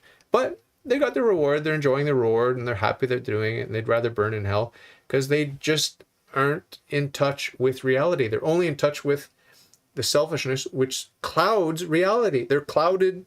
They don't even know that God exists. That's how clouded they are because of the selfish. This selfishness is like a disease, and they need help. They need to repent. Right. So they don't actually believe that that theft is good. They only believe it in, it's just I get to do it, and right. So they're making an exception for themselves, which is illogical. Right. They think whatever benefits them is right. Right. So they're making an exception for themselves. And who says they can't? Well, if you have a moral law, right, that's not going to say, it's not going to say theft is bad, except for John Doe. It's going to say theft is bad. Okay. These people don't care about these laws, Brenda, and that's what Joe is saying. And you're being a politician, taking Joe's point and purposely misunderstanding it, I think, right? Because I think it's pretty obvious what Joe's talking about. Joe's talking about people who don't give a shit, right? They're not trying to be consistent with some sort of societal norm, obviously, right? So I think it's disingenuous what Brenda's doing here. So again, it's just points, ding, ding, ding, ding, ding for Joe. It's just Joe's not hammering it home. And I think it's a sort of timidity and it's a sort of quiet passivity. I want to see Joe step up and be more aggressive and just nail Brenda, because Joe's right, Brenda's wrong. So that's what I would encourage you, Joe, if you're listening to this. Next time you're debating with an atheist or whatever, brush up a little bit on the underlying principles of each and every one of your arguments. Have them handy. And when you see them being violated or when you see a concession being made by your opponent, jump on it, emphasize it, and make sure that we don't forget it and that we don't miss it. Okay? That's my advice to you, Joe. I think that there are moral facts. You think, I don't know what you think, but I think... I told you what I think. Okay, I don't know. I believe in the principle of harm, which is that we shouldn't harm other people. All right. Well, you think that's an opinion, though, not a fact. I think it might be a little bit more than just an opinion. I think it's a bit more than that. What does that mean? I don't know what that means. It's more than an opinion? It seems like it's either you have an opinion or you have a fact. I don't think there's anywhere in between. Well, there were 4 stages according to Plato. The line. What did they call it? The line. I'll have to brush up on that. When Plato had his 4 different levels of knowing, started at the bottom with opinion, mounted up into ever higher realms of knowing. What was it called? The simile of the line, if I'm not mistaken. Okay. All right. We convince each other, I don't think either way, but I think we probably disagree on everything. So, what do you think about design? I guess you don't. I know you don't think. You got a whole list, don't you? I mean, if we're going to talk, I don't know. What is design? So I think that evolution is a fact, right? Because it is our best theory that accounts for all the evidence that we've found, right? It's a fact because it's the best theory.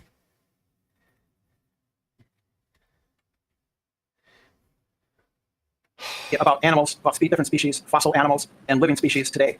Evolution is the best explanation for how biology works. Without evolution, biology doesn't make any sense. So evolution is the best explanation. That's a claim. How do you know that?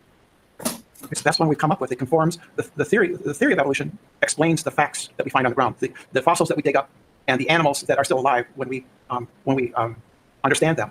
What we need to do when we're talking with an evolutionist, we need to talk about the principle of sufficient reason and the principle of proportionate causality, You can't give what you don't have. We need to emphasize these metaphysical principles, because evolution is philosophically untenable. You just can't get life from non-life. You can't get a higher form of life from a lower form of life, period. And we can talk about that at great length and great detail at the metaphysical level. And there's just nowhere to run, nowhere to hide. Sorry, evolution's out the window. I don't care if it's theistic evolution. I don't care what it is. It's not an option. It's just not an option for a thinking, rational, free human being, period. So that's what Joe, I'm disappointed Joe didn't jump on this, but maybe he's not well versed in the metaphysical principles that are violated by every evolution theory. It's a unifying theory that explains the biology that we see on Earth. How did evolution start? I don't know. Oh, what about abiogenesis? Is there evidence for that? Yeah, there's evidence for that. There is? I don't know about that. What is it? You haven't looked into it? Then why should I talk about it with you? You don't know what you're talking about. All right. That was a snippy little comment from Brenda. I don't appreciate that.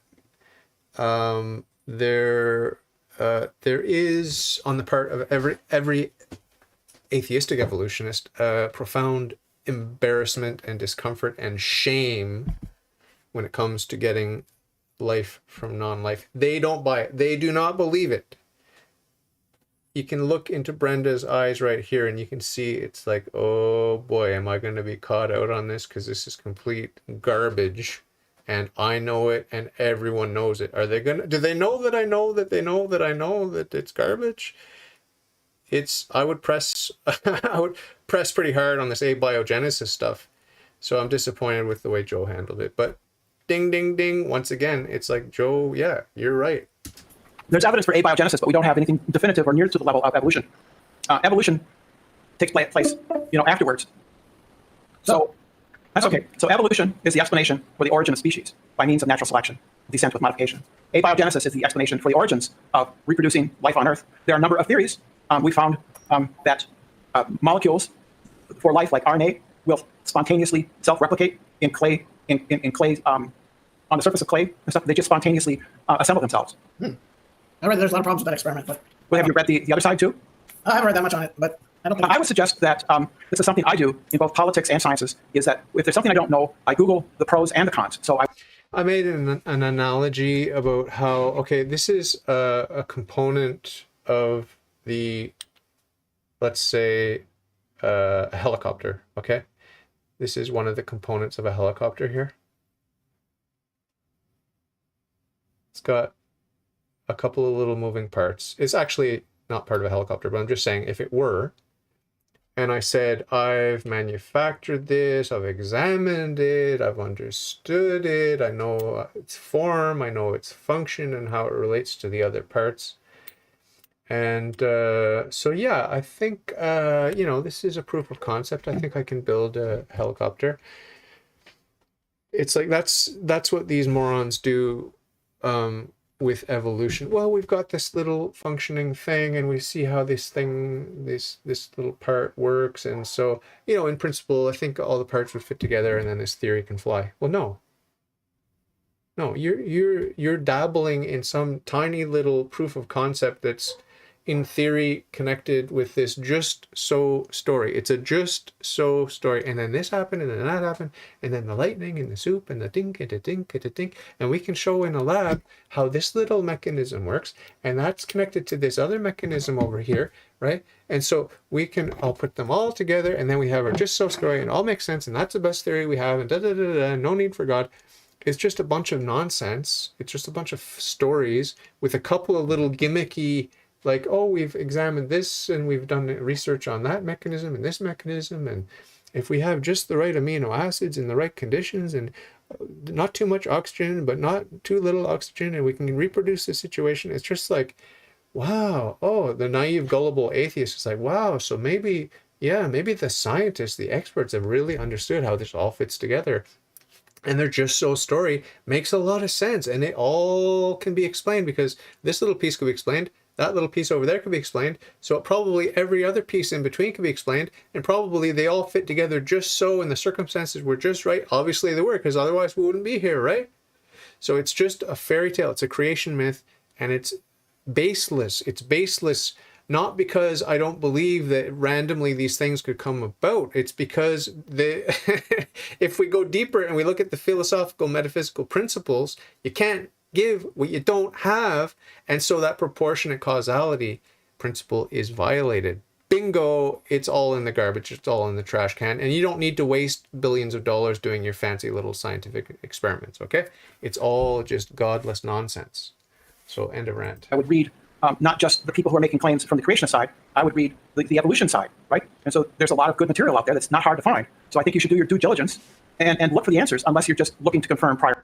No, don't look at what the so-called experts are saying, because the experts are morons. The experts are morons. Let me say it again. The experts are morons, okay? Unless they are God-fearing monotheists, they're morons. Their science is just a story. It's just a friggin' story, because they have that complexity where they can hide. They can say, well, we don't know everything, but this little part we did examine, it seems like it would fit together with the other part of the story, and the other part of the story, there's this other, my colleague over in Europe did an experiment to verify his part of the story, and we could probably fit all these parts of the story together. It's just like I just said. It's just stuff and nonsense. The experts are a bunch of morons, unless they're God-fearing monotheists who understand metaphysics, right? They're dabbling in philosophical questions where they're not equipped intellectually or morally to even begin, right? They're starting out with a set of demonic assumptions which are laughable and pathetic. So, Joe, next time you talk to an evolutionist, you got to get some ammunition, right? The metaphysical ammunition, and unleash it, because it's a complete joke. We shouldn't be going toe to toe where it feels like, oh, Brenda's, holding her own and all this sort of thing. Our beliefs. I agree with you. I think you should look at both sides. Right. So Berkeley University has an excellent website on evolution, which is really good and explains a lot of fundamental concepts. So you could look into that. And there are a lot of undergraduate level college texts that are available. You could probably find free older PDFs of college level texts, and those are approachable by reasonable people, and you could find out about them. I would suggest I do the same thing with politics too. When somebody says such and such, Joe Biden is responsible for inflation, and then I look around and I Google it and I find the people that say he is and the people that say he's not, and then I make a decision. Yeah, I agree. I think you should look at both sides. I'm 100%. That's what I do. Good. Right? I applaud you. Right. And the same is true for policies surrounding mask wearing, policies around vaccinations, policies about tax policy, gun control, any of those other, what we should do with the Ukraine. There are different people giving their different opinions. And if you look up, and if you just put like debunked after the search term, you'll get sites that will say that they're debunking this or that, and you can get the other opinion. And then hopefully you make a choice based on the best available evidence. You're not always going to do that. I don't always do that, but it's a good way to approach things. It's not a good way to, it's a silly way, it's a shallow, superficial way to approach deep and meaningful questions about our eternal destiny. It's like, oh, I had some Christian come to my door, so I Googled both sides of the issue, and I've decided to go with this camp because I like their opinions. No, think about deeply, think about the profound philosophical questions. Who am I? Where did I come from? Why is there something and not nothing? What is it? What is cause and effect? Could there be an infinite chain of cause and effect? All the points. Think about morality. Think about all the points that Joe has brought up. Think about it. Don't Google it and compare one moronic attitude with another moronic attitude and decide, this multiple choice, like superficial analysis. No, think deeply about using the laws of non-contradiction, the laws of thought. Think deeply about ultimate reality, and you will soon be a monotheist. And then from there, you can look at history and become a Christian, and you can look at the question of authority and become a Catholic. It's not that hard. I agree with you. I'm with you 100%. I think you should examine both views. We'll see which is the most better explanation for everything, and come to conclusions on everything. Right. And in my understanding, the best explanation of the presence of life on Earth, or species of life on Earth, is evolution by natural selection, which is that we have an environment in which only some animals will survive to the next generation, right? And only those who are capable of surviving will in fact survive. And those traits get passed down to the survivors. And so over time, right, you get new species that way. For example, the evolution of whales from a land-dwelling Pakicetus. There's hundreds of fossils that have been discovered that show a clear progression from the land-dwelling quadruped of Pakicetus to an ocean-dwelling whale or other species, for instance, right? And this explains how that happened. You can practically watch, right, the nostrils go from the front of the snout, right, to the middle of the head. How many generations do you think it would take for a land-dwelling animal to turn into a whale? Animals don't turn into. It's not Pokemon. You don't turn into. It happens. It's a result of populations over millions of years. So it takes millions of years for these things to happen. Here's one question I have about evolution. I was always wondering, how did male and female come to be for every mammal? It seems to me like every mammal. Wikipedia page on that. It seems to me it's more almost have split into two. We're almost out. But there's an advantage to having males and females because it mixes the genes better. So did every animal split into two? It seems like that. What are you talking about? This is funny. I mean, it's too bad. It's too bad. You know, it's too bad that just the force of personality isn't there with Joe. I want Joe's thoughts and Joe's opinions and Joe's love of truth and all this sort of thing to be embodied in someone pushy and annoying like Aaron Raw, so that someone like Brenda can't make him look like he lost or like he's weak, because Joe has everything, all the winning points, right? It's just we need more edge, we need more oomph. Okay, we need to see Joe's face. I want to see that beautiful bald head. Joe, if you're listening, I want to see your big bald head or your small bald head and your face. I want to see your eyes. I want to see your sharp teeth as you attack and you go and defend Christ and his church and God Almighty. I want to see all that, okay? I don't want to hear a little quiet voice in the background saying, well, come on, let's go. Let's put on the battle gear and let's get some more edge. I know you're a good guy. I know your heart's in the right place, but you're going to have to get more battle ready, okay? And let's toughen you up a little bit. That's my final critique of you, Joe. You know I love you. Almost done here. About how did every animal split into two? Yep, male and female. How did that come from one single thing? What are you talking about? What are you talking about? Meaning, oh my God, I have no way of explaining. No way of explaining this. Ooh, Brenda's squirming. Look at the face. Do I have to deal with this question? This is awkward. Oh, this is an excellent point with the male and female. How did that just magically happen? Like, I mean, let's think about it. From this is what I love to press the theistic evolutionists about. Like, is it just coincidence? There was Adam and Eve. Like, what? Did they come from the same ape parents or different ape parents? Were they cousins? Like, what? How did they find each other? It is such a joke. The theistic evolutionists are the worst. They're the worst. The Christians who believe this nonsense, they're the worst. Brenda and the atheist agnostics, okay, whatever. You know, you got your just so story, you got all your stories, and you know that it's not objectively, absolutely, eternally, immutably true. You know that. Okay, but to be a Christian and to believe this nonsense, to say that it's just, oh, we evolved from apes, give me a break. Give me a break. I mean, this is why I was a bit harsh on, what's the guy's name? Jones, Michael Jones, is that his name? I was pretty harsh with him.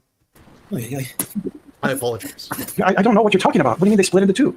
How did male and female come to be? I'm so confused. I don't know, but you know that there are male and female bacteria, right? I don't know. Yeah, you don't know an awful lot. You're right. Neither do you. Actually, I do. I've been able to answer all your questions. I don't think you've answered any of them. Oh, you're going to be rude to me. I'm going to be rude back. Here we go. We're getting into the nastiness. Here. But you haven't answered any of my questions, and I have answered all of them. Why don't It's like going to be 4 minutes of this. your answers were wrong? 3 minutes. Remember, because you answer a question doesn't make your answer right, does it? David, sorry, man. If somebody's going to be rude to me, I'm going to be rude back. I don't think I was rude. I don't think I was rude. Even the dog feels awkward, right? But anyway, yeah, I feel differently now. I'm watching it back. Like I said earlier, you know, I feel bad that I was too hard on Joe and I critiqued him by email and stuff like that and hurt his feelings. And he's such a cute little guy. I shouldn't have done that. I should have re-listened to it before casting judgment on Joe. But I stand by what my main critique is the force of character. We need an edgier, bolder Joe, but one who doesn't throw out little barbs which are clearly just emotional. No, we need to decimate the enemy with philosophy, disinterested truth.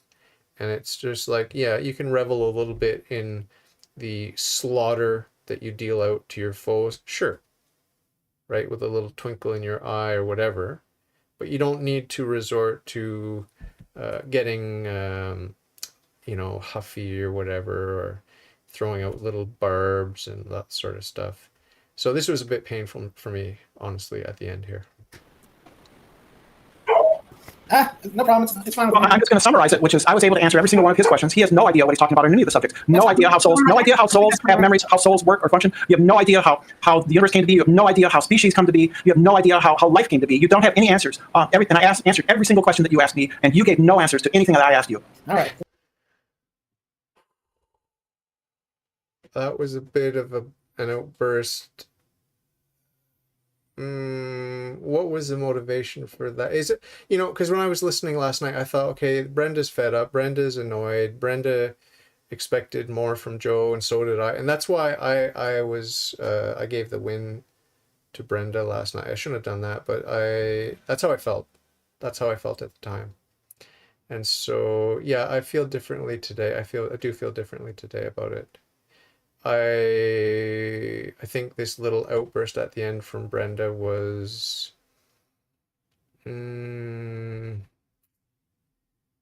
not sure. Something, it doesn't sit quite the same way with me today as it did last night. Because last night I was frustrated. Last night I was annoyed. Last night I was biting my tongue, holding back, not jumping in and giving my 2 cents, my perspective, my way of doing apologetics. My sloppy apologetics. I'm no better. I'm no better than Joe. Joe, if you're listening, I'm no better than you. I'm not smarter than you. I just have a little bit more experience, but I'm not tight and succinct and powerful with my arguments. I'm not, because I don't invest the time and the discipline to polish myself. I just want to be on the side of God and the side of goodness, and it comes out how it comes out. Like I can defend God and church and all this sort of thing, and it's just amusing to me to watch how sloppily I do that, and often I laugh at myself at what a crappy job I did defending God or Christ and his church, whatever the case may be. It's just like, whatever, I can be humbled by that. I could do better next time, and I know I'm going to have opportunities to talk to people again, and it's no big deal, right? Don't take myself too seriously. Try not to just win. Don't be attached to the outcome. Try to love and respect your opponent, these sorts of things. That's another reason I was a little bit disappointed with you, Joe, and less so obviously with Brenda, because Brenda doesn't have a standard of goodness, not an objective, absolute, eternal, immutable standard of goodness or justice or anything else. So different standards, right? Yeah, if you say so, Brenda. You couldn't tell me what the multiverse was. You couldn't tell me where the multiverse came from. You couldn't tell me... Here we go with the tit for tat from Joe. I find it cringeworthy and embarrassing. I could answer what thoughts were. You couldn't tell me how evolution... I told you what thoughts. I would have just said, look, you don't have you've admitted you don't have an objective standard of goodness, so who cares what you say? Period. You don't have an objective standard even of truth, so who cares what you say? Who cares what you believe? Who cares what your opinions are? Period. Instead of saying, well, you couldn't answer that. It's like tit for tat. That's petty. That's beneath you, Joe, because you've got, win all these points you made, right? Choose one and just emphasize it. Drive it home. You're a winner. Be a winner. Act like a winner, right? Don't act like you're hurt, like you're a victim of injustice here or whatever. No, you have justice, you have goodness, you have truth, you have everything. You're the winner. So let's listen now as I chime in. It's going to be embarrassing now because I'm going to feel bad about what I said, but let's go through it anyway. I swear. Yeah, you were wrong. You didn't show I was wrong. You just went, nuh-uh. No, you said they're not even made of anything. I did too. I said they're the result of brain activity. I didn't say they weren't made. How do I know that? Yeah, because when the brain activity stops, the thoughts stop. So you're a brain expert, I guess. God. Oh, Joe, no, don't do that, Joe, no. You sound like these COVIDiots who are like, oh, are you a virologist? Are you an epidemiologist?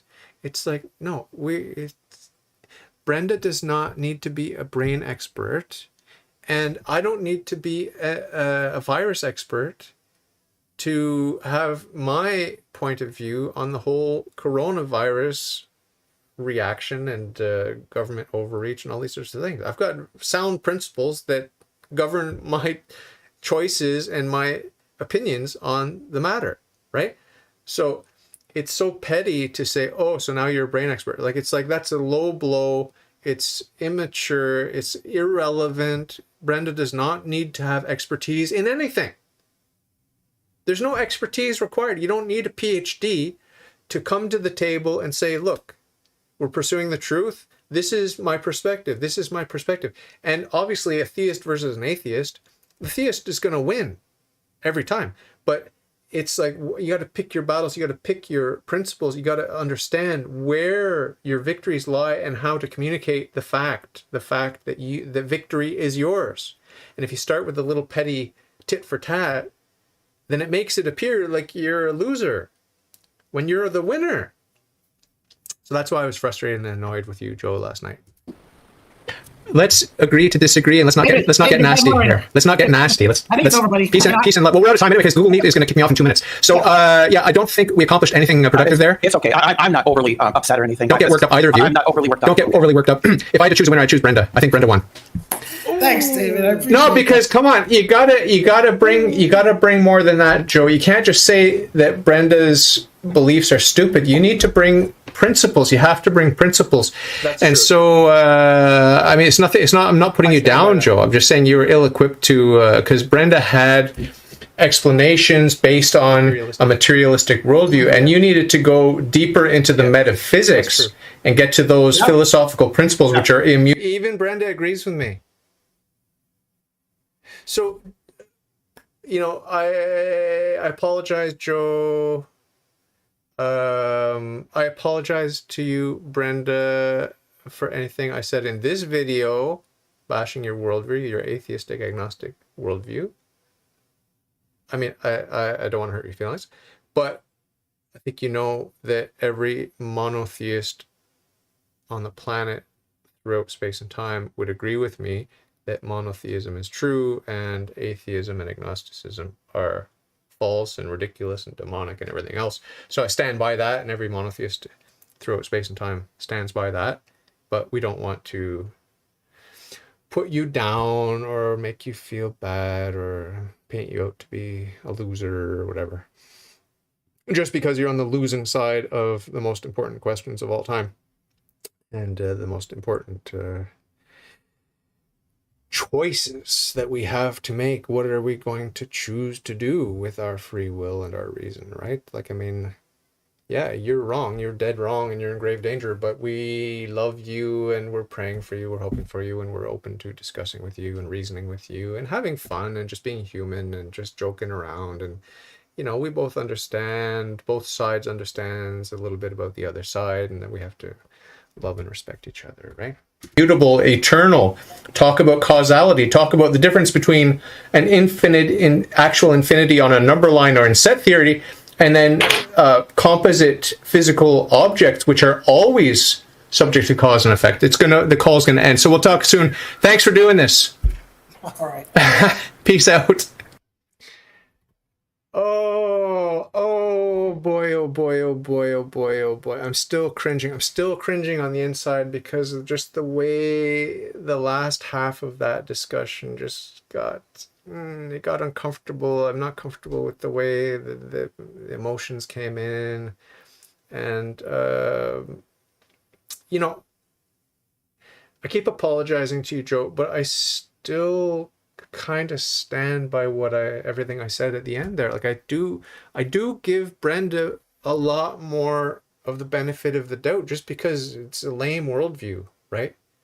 Brenda's wrong about everything, and so there's a lot more leeway there. Like, you have to take into consideration the assumptions and the underlying axiomatic positions which are so deeply flawed, and we just need to understand who we're dealing with here. And it's just that gives a lot of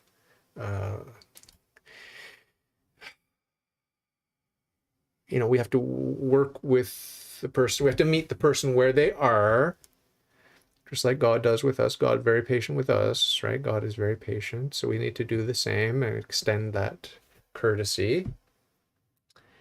But I don't have to extend that same courtesy to the same extent in the same way to a monotheist. I just don't. Like, I mean, it's just my standards for you, Joe, are higher. They're a lot higher. My expectations are higher. I think that's why I was frustrated, and I stand by that to a certain extent, although I do, I stand by my apology too, because I should have phrased it maybe better, or just not expressed myself publicly on that or whatever.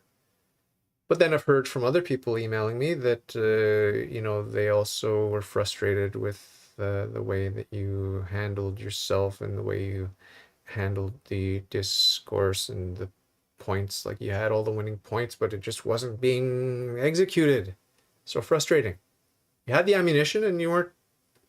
It's like, so I think you can understand the frustration, but it's going to take time. It's going to take an investment to polish up those skills. If you're interested, Joe, if you're even interested in that, I don't know if you are. I mean, I'm not interested in going down that route. Like, hey, I'm going to become a good debater and be able to argue effectively with people and all that sort of stuff. I'm not interested in that. So I don't see why you would be either. But, I also cringe when I listen to myself talking or arguing with the atheists or whatever. Like, I've got 340 episodes now of myself. So there's a lot of feedback. It's like, oh, cringe. Why did I say that? Oh, that was wrong. I said the exact opposite of what I believe. Why did I say that? Oh, it's because I